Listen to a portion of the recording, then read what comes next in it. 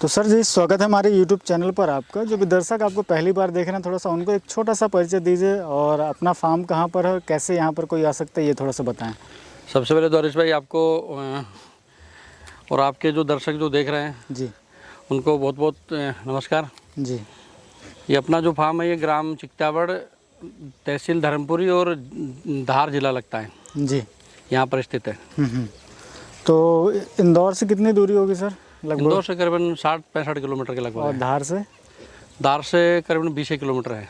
हाँ, मतलब दोनों धार और इंदौर के बीच में ही है। हाँ जी, बिल्कुल।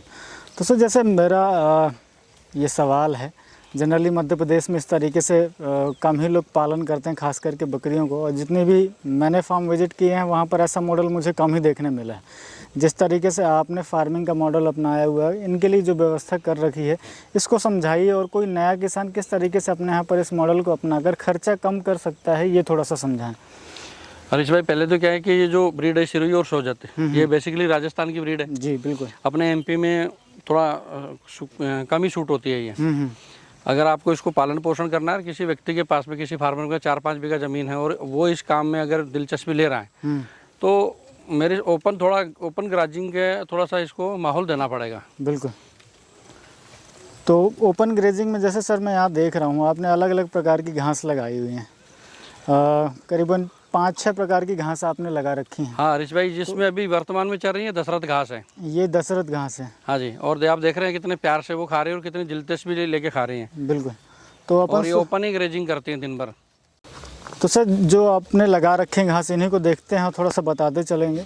और जो ये रेड नेपियर है। Red Napier. हाँ, और ये भी बकरियों का हमने शेड्यूल बना रखा है कि 4-5-10 दिन ये चरानी है, फिर रेड नेपियर है, ये वाली रेड नेपियर है, ये ग्रीन नेपियर है, फिर दशरथ घास है, फिर उधर मक्का है, बिल्कुल, फिर नेपियर है, और बाकी आसपास जो पेड़ पौधे लगा रखे हमने वो।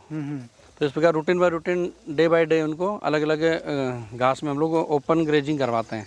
बिल्कुल।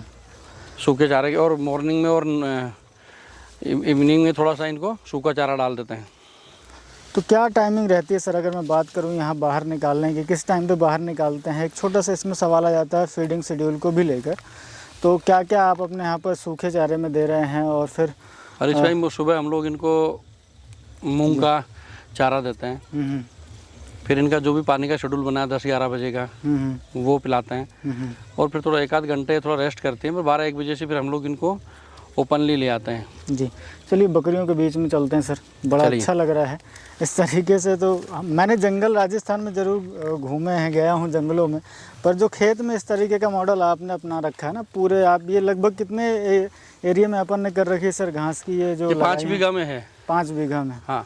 और 5 तरह की घास अलग अलग? हाँ, 4-5 प्रकार की घास लगा रखी है। ये देखिए बेहतरीन तरीके से। बीच में तूती भी है हरीश भाई, जो बकरियां खा लेती हैं। हाँ, ये तूती के पेड़ भी हैं बीच में बहुत सारे। अच्छा। तो ये भी जब ये थोड़ा फूट के बड़े हो जाते हैं तो ये भी है खा लेती हैं। बीच में कुछ सहजन के पेड़ लगा रखे हैं हम लोगों ने, तो वो भी टाइम टू टाइम वो खाती रहती हैं। बिल्कुल।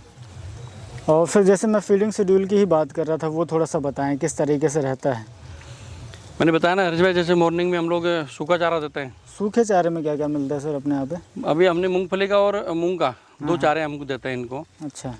और दोपहर में ये जो ओपन ग्रेजिंग में जो आपके सामने चल रही हैं, ये रहता शेड्यूल इनका। शाम को फिर 4-4:30-5 बजे के लगभग पानी वानी पिला के फिर रात को 7-8 बजे के लगभग हम लोग इनको फिर दाना देते हैं। बिल्कुल, बहुत अच्छा। बीच में मक्का भी लगा रखी है आपने ये? हाँ, ये मक्का भी अब इनमें भुट्टे लगे हैं, और अभी जानवरों ने थोड़ा सा वो दाने वगैरह खा लिए हैं, तो जानवर खाएं इससे अच्छा है कि बकरियां खा लें, तो इनमें मैंने ओपन ही छोड़ दिए। बहुत अच्छा। ये देखें ना, अब क्या मतलब शानदार तरीका आपने खेत में ही अपनाया है कि भाई खेत में ही आप रहिए, फ्री ग्रेजिंग का आप यहीं पे लाभ उठाइए। हरीश भाई, क्या वो आसपास खेतों में कहीं मक्का नहीं है? हाँ हाँ। तो जितने भी जो पक्षी हैं वो सारे आके वो दानों को खा रहे हैं, तो इसलिए मैंने इनको ही छोड़ दिया कि ये खाएं कम से कम। तो जो मक्के का जो भी दाने पकने वाले हैं लगभग, तो खा रही हैं वो। आप देख रहे हैं आपके सामने, बहुत अच्छी कर रखी है। और आपने जिस तरीके से सिरोही और सोजत को यहाँ पाला है ना, आप ये मानिए कि उन्हें बिल्कुल हम वहाँ से जहाँ की होम ब्रीड है वहाँ से 600-700 किलोमीटर दूर हैं। हाँ, फिर भी आपने बिल्कुल होम टाइप का एनवायरनमेंट दिया हुआ है, इसीलिए शायद इतना अच्छा रिजल्ट आपके यहाँ पर मुझे देखने मिल रहा है। हाँ हरीश भाई, बच्चे अच्छा में growth है और इनमें। बकरियों में जो ग्रोथ है वो बिल्कुल वैसी पैरेलली बनी हुई है और किसी प्रकार की कोई कमी नहीं दिख रही है। चमक को लेकर अगर हम बात करें, जैसे अभी रेनी सीजन चल रहा है, फिर भी बकरों और बकरियों में बराबर चमक बनी हुई है। इसका बरसात कारण के ही दिनों में यही हरीश है। भाई क्या रहता है कि बकरियां कमज़ोर होती हैं, बिल्कुल लेकिन हम लोग क्या करते हैं कि इनको सूखे के साथ में यहाँ पे थोड़ा सा घुमा लेते हैं। इनको वो एटमॉस्फेयर मिल जाता है जो इनको राजस्थान में मिलता है, तो अच्छा ग्रोथ मिलता है इनसे। और फिर घुमाने बस की बात नहीं है ना सर। देखिए, दो चीज़ें होती है, जब राजस्थान में बाहर चरने के लिए जाती है तो वो पेट भरने के लिए निकालते हैं लोग। हाँ। वो पूरा डाइट ही लेके आती है और अपन यहाँ पहले तो इन्हें खिला ही रहे हैं, फिर साथ में आपने जो ये व्यवस्था कर रखी है, तो इनके लिए तो मतलब अति उत्तम व्यवस्था है कि भाई यहाँ खाया हमने, फिर थोड़ा घूमना भी हो गया। घूमने के साथ साथ जो बाहर चीज़ें मिल रही हैं वो अंदर वाले से ज़्यादा अच्छी हैं, तो लालच में बिल्कुल आप देखिए रम कर खाती हैं बकरी। हाँ, इनको स्टॉल फीड पे अगर आप हरीश भाई रखेंगे तो बोले आप इनको घी खिलाएं, लेकिन जिस प्रकार का जिस वातावरण में रहती हैं उसका थोड़ा सा भी अंश अगर इनको मिल जाए और आप भले ही थोड़ा कम दें इनको, और बाहर इनको थोड़ा सा इनका जो एनवायरनमेंट जो राजस्थान में मिलता है वो यहाँ मिल जाए इनको, जी तो जल्दी ये इनकी ग्रोथ होती है, बढ़ती है। बिल्कुल, मन जानवर प्रसन्न रचित रहता है इनका। बिल्कुल जानवर की साइकोलॉजी को आपने समझ लिया है कि अब यार स्टॉल फीड पे पेड़ पे थोड़ी चढ़ के खा पाएगी ये, नहीं, लेकिन ये नीम वगैरह हमने लगा रखे हैं, और भी छोटे छोटे पेड़ हैं तो बराबर वही ऊपर पैर करके वो नीम वगैरह खाती है। उधर झाड़ियों के पेड़ लगा रखे हैं हमने, तो उधर वो जाती हैं तो उधर भी खाती रहती हैं। बिल्कुल, तो मतलब आउटिंग की आउटिंग हो जाती है, साथ में पेट भर के ये खा भी लेते हैं। हाँ, तो जैसे अगर जनरली अगर हमारे मध्य प्रदेश से जो किसान भाई हमें देख रहे हैं, वो अगर जैसे जो आपने घास लगाई हुई है, तो इनको और कौन कौन से आप घास रिकमेंड करेंगे ताकि वो अपने यहाँ पर इसको लगा सकें, ये थोड़ा सा बताएं। हरीश भाई, अब यहाँ से क्या होता है, लौंग पत्ती जैसे राजस्थान में महंगी मिलती है। अब यहाँ का मध्य प्रदेश का जो किसान है वो अगर वहाँ से मंगाएगा तो 17, 18, 20 रुपए वो वहाँ देगा, और फिर ट्रांसपोर्टेशन का देगा। हम लोगों ने अभी 2, 2.5, 3 बीघा ज़मीन और परचेज करी है अभी। उसमें हम लोग जो अल्फा घास होता है बिल्कुल उसको पूरे में, और इसको दशरथ घास को लगाने का प्लान बनाया है। दोनों में 2-2 बीघा लगाएंगे और लगा करके, और हर महीने 1.5 महीने में उसकी कटाई करके और उसको हम सुखा लेंगे। बिल्कुल, तो कम से कम वो फीड की पूर्ति इन जानवरों को सूखे चारे के रूप में हो जाएगी। बहुत अच्छा। तो सर अक्सर हमारे किसान भाई हिसाब बहुत लगाते हैं, तो एक जैसे अब राजस्थान में लोग जिस तरीके से पालन करते हैं उनका तो लगभग ना के बराबर खर्चा हम मानते हैं, हम दाने बस का कैलकुलेट वो करते हैं।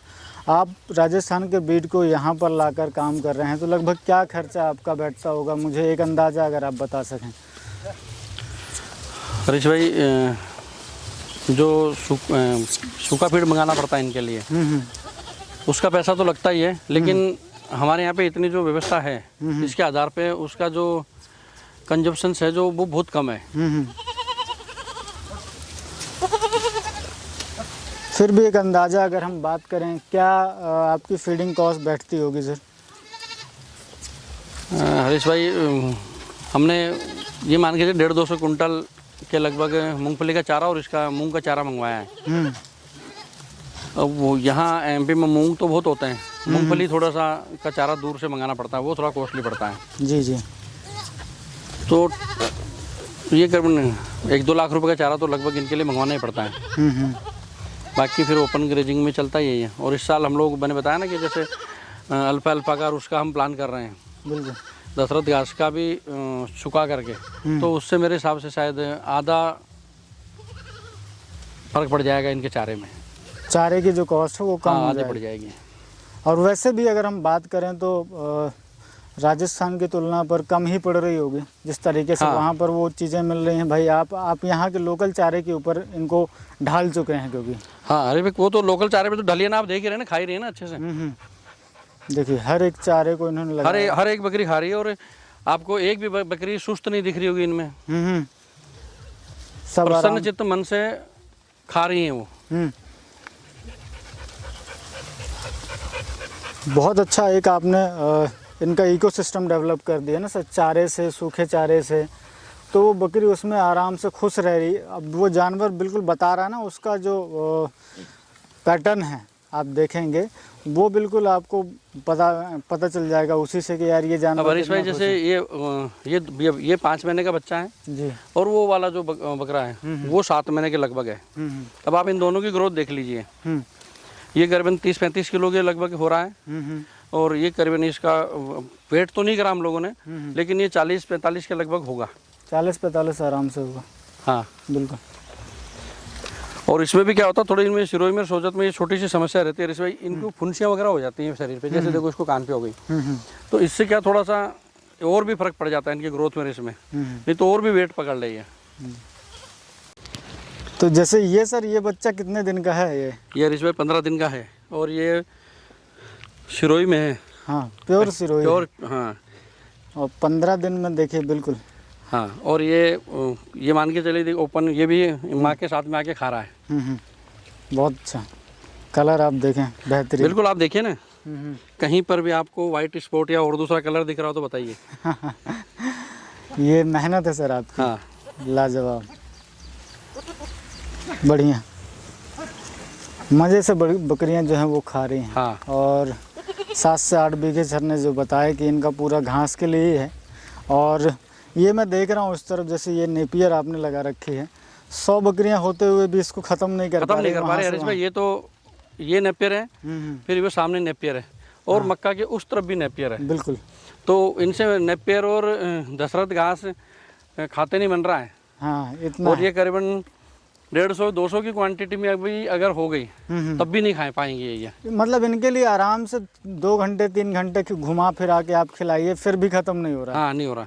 बिल्कुल। ये इस तरफ से खाते खाते उस कोने पे जाती हैं, जब तक ये फूट करके 3-3 4-4 फुट आ जाती है तो नहीं खाते बनती इनसे। ये आधा बीघा पौन बीघा हमने दशरथ घास उगा रखा है। अब आप देखिए ये करीबन 2-2 फुट हो रहा है, 2-2.5 फुट हो रहा है, और आप उस कोने पे देखिए है 3-3 4-4 फुट हो रहा है। बिल्कुल।